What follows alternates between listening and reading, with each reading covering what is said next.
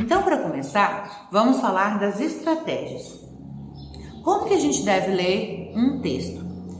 Antes mesmo de falar assim, como a gente deve ler um texto, na prova específica de espanhol no Enem, vocês já sabem que são 5 questões, né, da língua estrangeira moderna. É muito importante, primeiramente, a gente ler o enunciado e a questão. O que é para ser feito?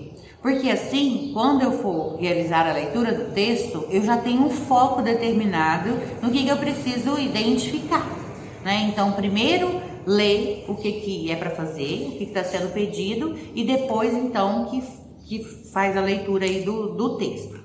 Como ler um texto?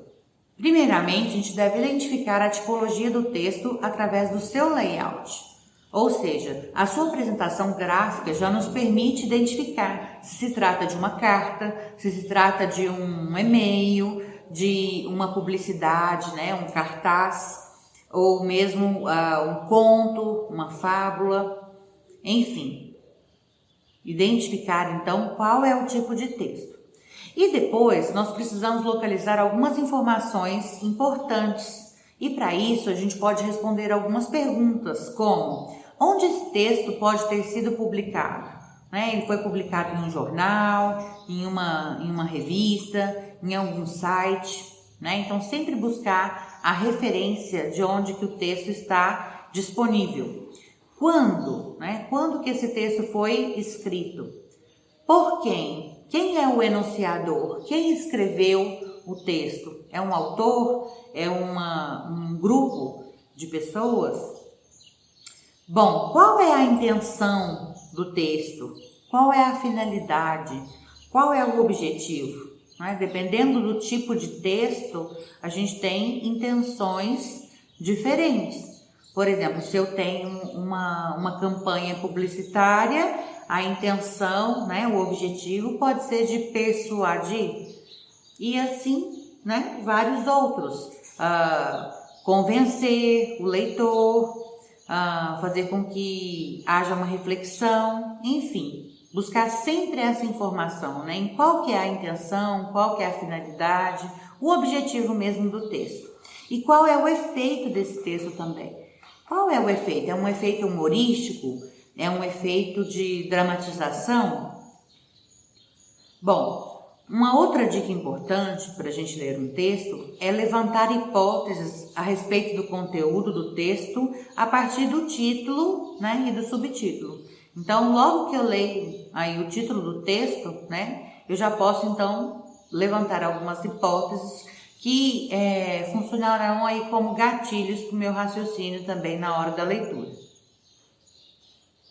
Observar dicas tipográficas, que são palavras que às vezes estão em negrito. Nós temos algumas partes do texto entre aspas, parênteses, letras maiúsculas. Então, sempre prestar bastante atenção aí nessas dicas tipográficas. E também conseguir identificar o tempo que se passa o texto. Por mais aqui que a gente não vai estudar os tempos verbais, quando eu leio um texto, eu consigo identificar se é um texto que está escrito predominantemente no passado, no presente ou no futuro. Tomar muito cuidado com os falsos cognatos, que também são conhecidos como falsos amigos. Por que a gente chama de falsos amigos? Porque são palavras que são escritas iguais aí ao português, mas que têm um significado diferente. Nós já falamos sobre isso e depois vamos aí ver uma série de falsos amigos. Então é isso. As primeiras estratégias precisam ter esse foco. E a gente só vai conseguir adquirir isso criando o hábito de ler em espanhol. Bom, para que nós possamos começar a praticar essa leitura, a partir de agora eu vou apresentar para vocês os slides escritos em espanhol. Então vamos lá. Comecemos a praticar. Nós vamos ver agora algumas sequências textuais, argumentação, narração, descrição injunção e as principais características, né, as características dos diversos gêneros de texto. Bom, quais que são os tipos então de textos, né, que podem aparecer aí no Exame Nacional do Ensino Médio? Publicidade comercial. O que é e para que serve?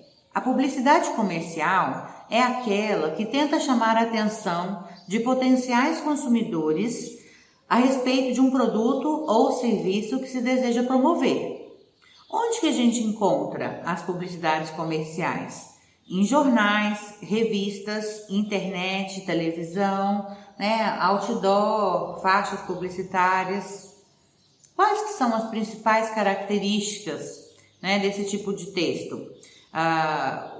Nós temos aí informação, né, persuasão. Muitas vezes, né, o objetivo aí é persuadir as pessoas, apresentar alguma coisa nova, né, novidade, constância, a presença de algumas frases pegajosas que não saem depois da cabeça da gente, músicas e imagens. Um outro tipo que é muito comum de ser cobrado nas provas são os comics, né, que são as tirinhas. Eu falei para vocês, nós temos alguns personagens em espanhol que são muito conhecidos, como Gaturro, que é o nosso Garfield, né, mas em espanhol, a Mafalda, Condorito. Então, os comics, o que é e para que serve, né? Então, se chama historieta ou comic, né? Uma série de desenhos que constituem um relato com texto ou sem texto, assim como um meio de comunicação em conjunto. Ele tem a finalidade de entreter, de informar e de educar. Onde que a gente encontra, né, as tirinhas? Em jornais, em revistas, né, na internet. Quais que são as principais características? Geralmente se apresenta então como uma sequência, né, de vinhetas, de quadrinhos, de historinhas, né? Nós temos aí a integração de elementos icônicos, que são os desenhos, e verbais, que são as palavras, né? E a questão da iconicidade, ou seja, a relação do desenho com a realidade. Muitas vezes os comics, que são as charges, elas vêm com críticas, né, de forma geral. Aqui nós temos olha, para a gente poder exemplificar, da Mafalda. Observa. Pero, ¿por qué tengo que hacerlo?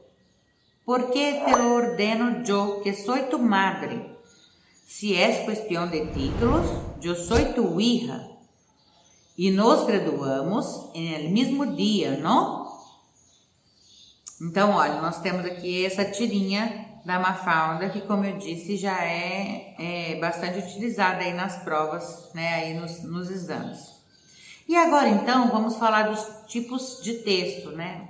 Os textos argumentativos, por exemplo, são textos que expressam opiniões, né, ou as rebatem com o objetivo de persuadir o leitor. A sua função é demonstrar uma tese ou convencer quem está lendo, o leitor. Bom, nós encontramos textos argumentativos principalmente em artigos de opinião, em editoriais, né, em críticas de imprensa e em outros também. Geralmente, eles informam e orientam, portanto, influenciam diretamente na opinião pública. Vamos falar um pouquinho agora das fábulas. O que é e para que serve? As fábulas são composições breves, literárias, em que os personagens quase sempre são animais ou objetos, que apresentam características humanas, como fala, movimento, etc. A sua finalidade é didática. Onde que a gente encontra as fábulas? Em livros, na internet. Quais que são as principais características? As fábulas geralmente podem estar escritas em verso ou em prosa, né? são historinhas breves, geralmente tem apenas um narrador. E por detrás de cada fábula sempre há uma crítica, né, a certos comportamentos e atitudes. Então vejam bem, essas histórias elas concluem, né, elas terminam com uma conclusão de algo que nos ensina, né, um ensinamento através da moral da história, né, que possui um caráter instrutivo. Outro tipo textual que é bastante comum também são as notícias. A notícia é um gênero jornalístico, né, por excelência. Consiste na informação de um acontecimento recente ou novo e que afeta a sociedade. Onde que a gente encontra notícias? Em jornais, revistas, internet, televisão. Quais que são as características principais, né, desse tipo de texto? Ter informação clara, concreta, atual, nova, né, objetiva. Então a gente sempre assim foca em questionamentos como que, quem, quando, onde, como, porquê e para quê. Para exemplificar, temos aqui duas notícias que foram extraídas de um jornal de grande circulação, né, que é o jornal El País. Bom, agora vamos falar um pouco sobre textos narrativos. Os textos narrativos são aqueles relatos que contam sobre acontecimentos, fatos ou acontecimentos que aconteceram aos personagens que participavam da história.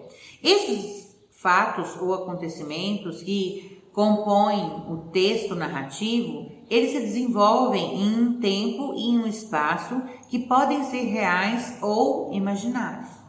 Os textos narrativos geralmente estão escritos em prosa.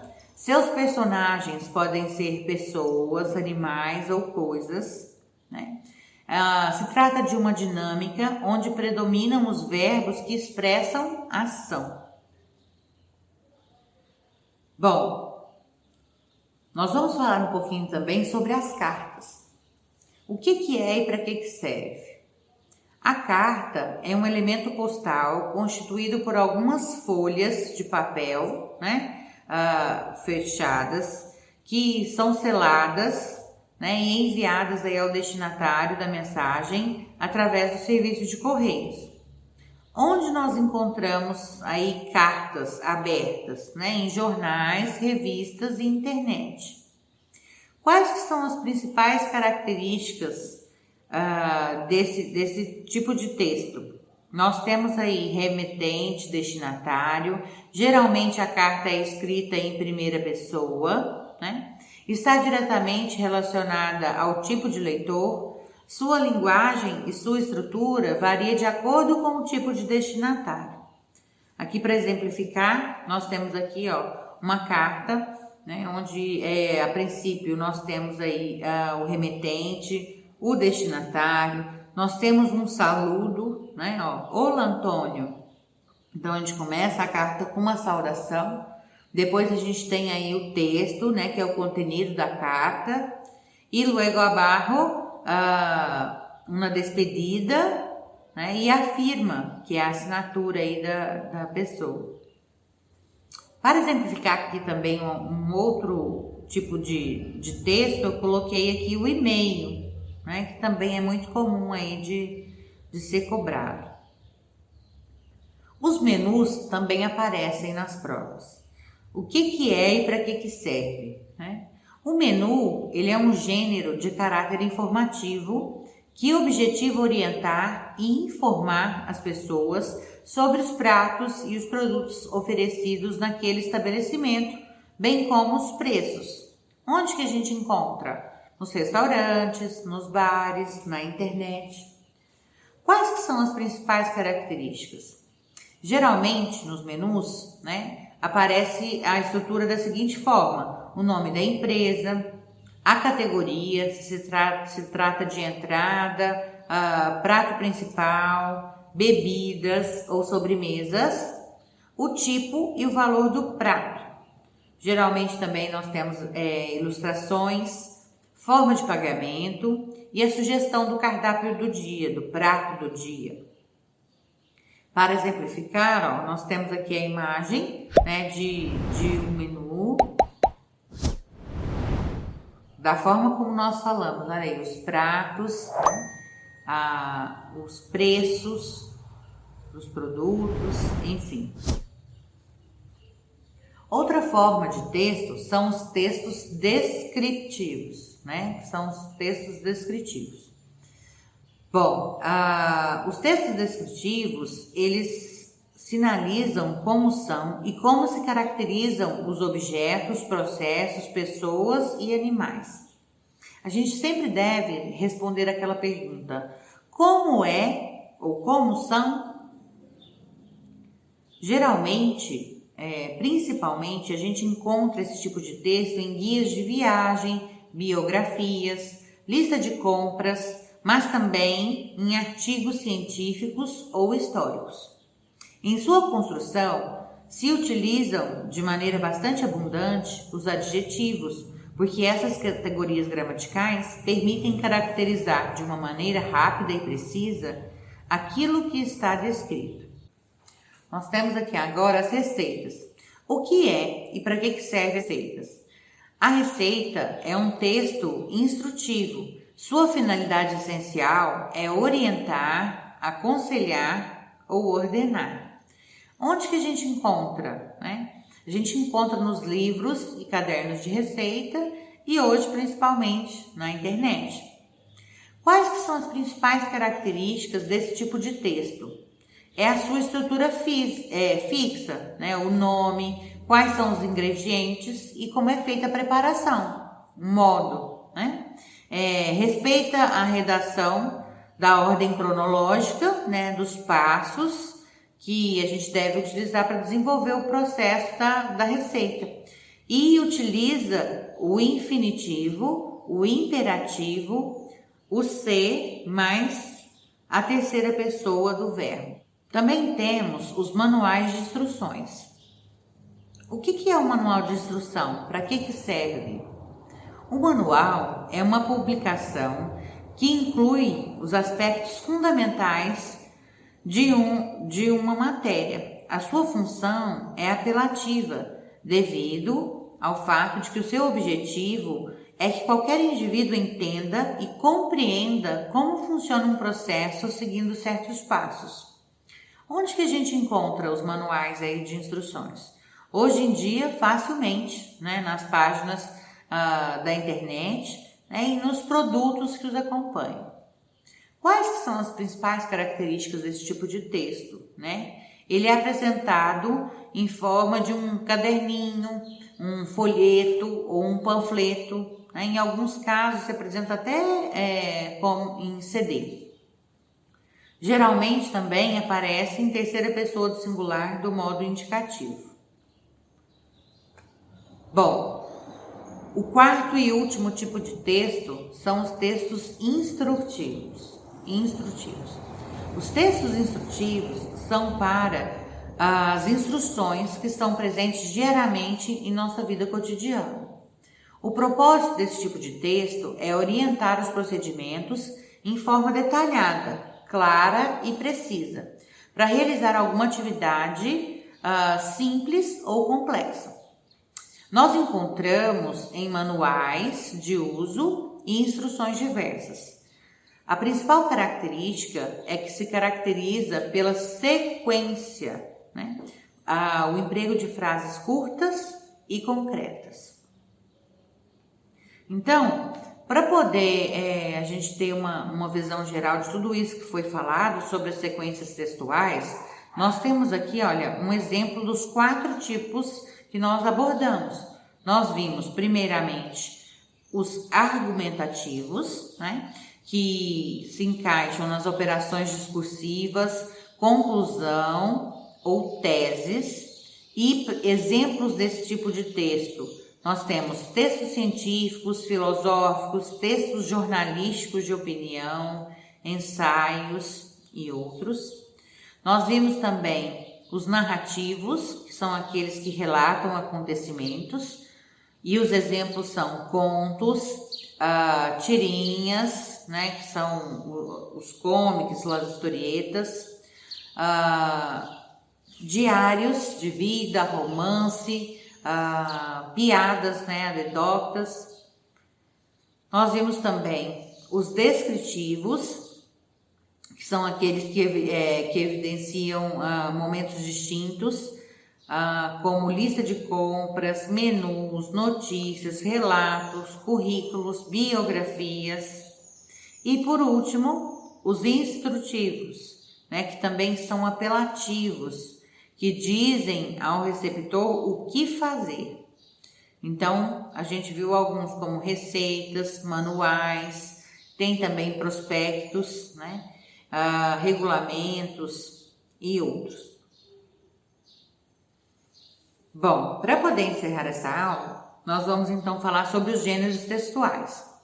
Os gêneros textuais, eles se definem como uma forma convencional de expressão.